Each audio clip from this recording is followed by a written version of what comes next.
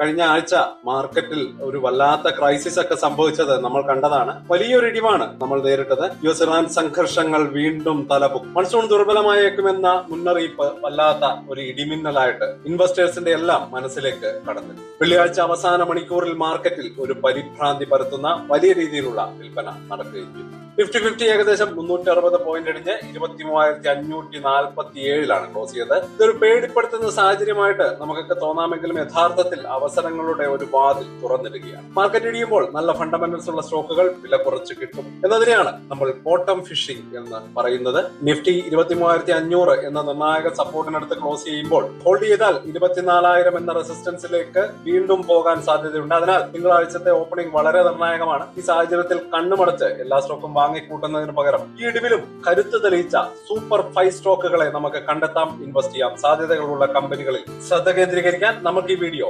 ഫലപ്രദമായിട്ട് ഉപയോഗിക്കാം. എന്റെ റഡാറിലുള്ള 5 high probability സ്റ്റോക്കുകൾ നിങ്ങൾക്ക് മുന്നിലേക്ക് അവതരിപ്പിക്കുകയാണ്.